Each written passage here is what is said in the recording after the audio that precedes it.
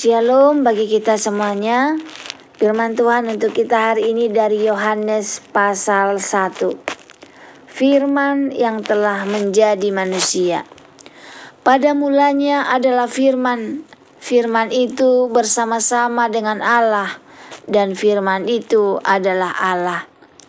Ia pada mulanya bersama-sama dengan Allah.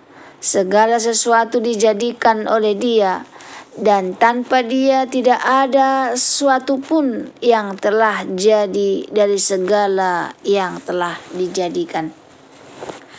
Dalam Dia ada hidup, dan hidup itu adalah terang manusia. Terang itu bercahaya di dalam kegelapan, dan kegelapan itu tidak menguasainya. Datanglah seorang yang diutus Allah, namanya Yohanes. Ia datang sebagai saksi untuk memberi kesaksian tentang terang itu, supaya oleh Dia semua orang menjadi percaya. Ia bukan terang itu, tetapi ia harus memberi kesaksian tentang terang itu.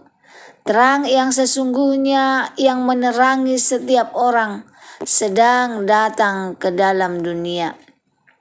Ia telah ada di dalam dunia, dan dunia dijadikan olehnya, tetapi dunia tidak mengenalnya. Ia datang kepada milik kepunyaannya, tetapi orang-orang kepunyaannya itu tidak menerimanya. Tetapi semua orang yang menerimanya, diberinya kuasa supaya menjadi anak-anak Allah, yaitu mereka yang percaya dalam namanya.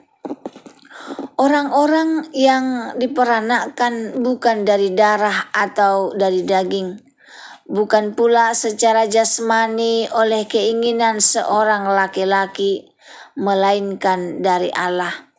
Firman itu telah menjadi manusia dan diam di antara kita, dan kita telah melihat kemuliaannya, yaitu kemuliaan yang diberikan kepadanya sebagai anak tunggal Bapa, penuh kasih karunia dan kebenaran. Yohanes memberi kesaksian tentang Dia dan berseru, katanya, "Inilah Dia yang kumaksudkan ketika aku berkata, kemudian daripadaku akan datang Dia yang telah mendahului aku, sebab Dia telah ada sebelum aku." Karena dari kepenuhannya kita semua telah menerima kasih karunia demi kasih karunia. Sebab hukum Taurat diberikan oleh Musa, tetapi kasih karunia dan kebenaran datang oleh Yesus Kristus. Tidak seorang pun yang pernah melihat Allah, tetapi anak tunggal Allah yang ada di pangkuan Bapa, Dialah yang menyatakannya. Kesaksian Yohanes tentang dirinya sendiri. Dan inilah kesaksian Yohanes ketika orang Yahudi dari Yerusalem mengutus beberapa imam dan orang-orang Lewi kepadanya untuk menanyakan dia, "Siapakah engkau?"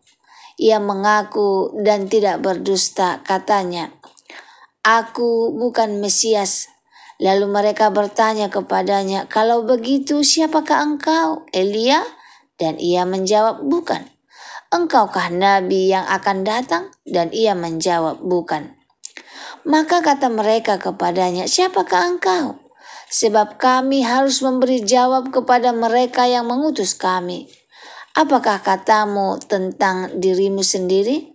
Jawabnya, "Akulah suara orang yang berseru-seru di padang gurun. Luruskanlah jalan Tuhan, seperti yang telah dikatakan Nabi Yesaya." Dan di antara orang-orang yang diutus itu ada beberapa orang Farisi. Mereka bertanya kepadanya, katanya, "Mengapakah engkau membaptis, jika engkau bukan Mesias, bukan Elia, dan bukan Nabi yang akan datang?" Yohanes menjawab mereka, katanya, "Aku membaptiskan dengan air, tetapi di tengah-tengah kamu berdiri Dia yang tidak kamu kenal, yaitu Dia yang datang kemudian daripadaku, Membuka tali kasutnya pun aku tidak layak.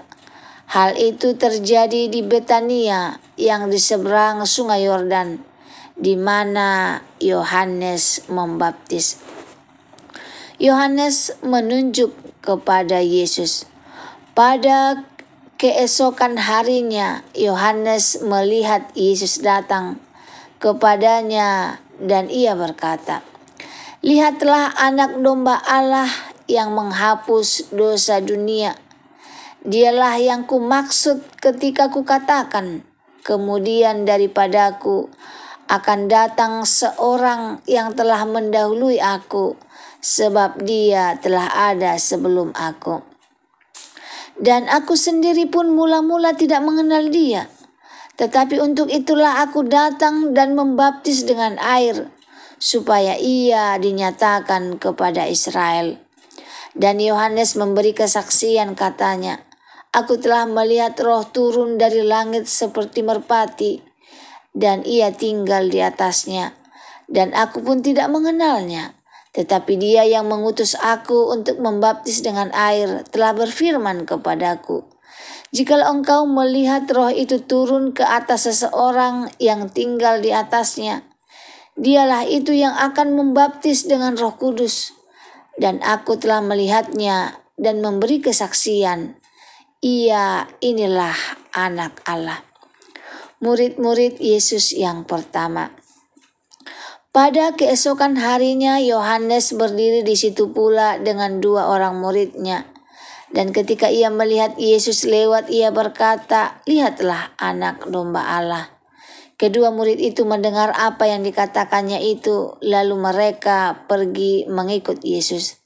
Tetapi Yesus menoleh ke belakang. Ia melihat bahwa mereka mengikuti dia, lalu berkata kepada mereka, "Apakah yang kamu cari?" Kata mereka kepadanya, "Rabi, di manakah engkau tinggal?" Ia berkata kepada mereka, "Marilah dan kamu akan melihatnya." Mereka pun datang dan melihat di mana ia tinggal, dan hari itu mereka tinggal bersama-sama dengan dia. Waktu itu kira-kira pukul 4. Salah seorang dari keduanya yang mendengar perkataan Yohanes lalu mengikut Yesus adalah Andreas, saudara Simon Petrus. Andreas mula-mula bertemu dengan Simon saudaranya, dan ia berkata kepadanya, "Kami telah menemukan Mesias." Ia membawanya kepada Yesus. Yesus memandang dia dan berkata, "Engkau Simon anak Yohanes, engkau akan dinamakan Kefas," artinya Petrus. Pada keesokan harinya, Yesus memutuskan untuk berangkat ke Galilea. Ia bertemu dengan Filipus dan berkata kepadanya, "Ikutlah aku." Filipus itu berasal dari Betsaida, kota Andreas dan Petrus. Filipus bertemu dengan Nathanael dan berkata kepadanya, "Kami telah menemukan dia yang disebut oleh Musa dalam kitab Taurat dan oleh para nabi, yaitu Yesus anak Yusuf dari Nazaret." Kata Nathanael kepadanya, "Mungkinkah sesuatu yang baik datang dari Nazaret?" Kata Filipus kepadanya, "Mari dan lihatlah." Yesus melihat Nathanael datang kepadanya lalu berkata tentang dia, "Lihat, inilah seorang Israel sejati. Tidak ada kepalsuan di dalamnya." Kata Nathanael kepadanya, "Bagaimana engkau mengenal aku?" Jawab Yesus kepadanya, "Sebelum Filipus memanggil engkau, aku telah melihat engkau di bawah pohon ara." Kata Nathanael kepadanya, "Rabi, engkau anak Allah, engkau raja orang Israel." Yesus menjawab, katanya, "Karena aku berkata kepadamu, aku melihat engkau di bawah pohon ara, maka engkau percaya? Engkau akan melihat hal-hal yang lebih besar daripada itu." Lalu kata Yesus kepadanya, "Aku berkata kepadamu, sesungguhnya engkau akan melihat langit terbuka dan malaikat-malaikat Allah turun naik kepada Anak Manusia." Shalom bagi kita semuanya. Renungan untuk kita hari ini dari Yohanes pasal 1. Temanya Yesus firman yang hidup dan terang dunia. Saudara-saudara yang dikasihi Tuhan, Injil Yohanes dimulai dengan pernyataan yang sangat dalam dan luar biasa. Pada mulanya adalah firman. Firman itu bersama-sama dengan Allah dan firman itu adalah Allah. Yohanes tidak membuka kisah Yesus dengan silsilah seperti Matius atau peristiwa kelahiran seperti Lukas, melainkan dengan menyingkapkan identitas kekal Yesus sebagai firman yang hidup. Yesus adalah Allah yang menjadi manusia, terang yang datang ke dalam dunia yang gelap, anak domba Allah yang menghapus dosa, dan guru yang memanggil murid-murid untuk ikut Dia. Hari ini kita akan melihat 3 bagian besar dari Yohanes 1. Ayat 1 sampai 18, Yesus adalah firman yang hidup. Yohanes menegaskan bahwa Yesus adalah firman atau logos, pribadi kekal yang bersama Allah dan adalah Allah. Semua yang ada dijadikan oleh Dia. Artinya Yesus bukan ciptaan, melainkan Sang Pencipta. Dan Dia adalah hidup, dan hidup itu adalah terang manusia. Namun dunia lebih suka kegelapan. Yesus datang kepada milik kepunyaannya, tetapi banyak yang menolaknya. Tetapi siapa yang menerima Dia, diberi kuasa menjadi anak-anak Allah. Hari ini banyak orang masih menolak Yesus. Ada yang sibuk mengejar dunia. Ada yang merasa cukup dengan agama tanpa Kristus. Pertanyaannya, apakah kita hanya mengenal Yesus dengan kepala atau sudah menerima Dia dengan hati sebagai juru selamat pribadi kita? Yang kedua, ayat 19 sampai 34, Yesus anak domba Allah. Yohanes Pembaptis menegaskan dirinya bukan Mesias, bukan Elia, bukan Nabi. Ia hanya suara yang mempersiapkan jalan bagi Tuhan. Lalu ia menunjuk kepada Yesus, lihatlah anak domba Allah yang menghapus dosa manusia. Dalam perjanjian lama, domba dipakai sebagai korban penghapus dosa. Tetapi Yesus adalah korban yang sempurna sekali untuk selamanya. Yohanes melihat Roh Kudus turun atas Yesus seperti merpati, tanda bahwa Dialah Mesias yang dijanjikan. Kita tidak lagi perlu mencari jalan keselamatan lain. Hanya Yesus yang dapat menghapus dosa. Dunia bisa menawarkan hiburan, ilmu, bahkan agama. Tetapi hanya Yesus yang memberi jaminan pengampunan dan hidup kekal. Yang ketiga, Yesus guru yang memanggil, ayat 35 sampai 51. Andreas, Simon Petrus, Filipus, dan Nathanael mulai mengikut Yesus. Perhatikan cara Yesus memanggil, bukan dengan paksaan, melainkan dengan undangan, ikutlah aku. Nathanael semula meragukan, mungkinkah sesuatu yang baik datang dari Nazaret? Tetapi setelah Yesus menyatakan siapa dirinya, ia mengaku, Rabi, engkau anak Allah, engkau raja orang Israel. Yesus berjanji engkau akan melihat langit terbuka dan malaikat-malaikat Allah turun naik kepada anak manusia. Ini menggambarkan Yesus sebagai penghubung antara surga dan bumi. Yesus memanggil kita secara pribadi. Ia mengenal kita lebih dalam daripada yang kita sadari.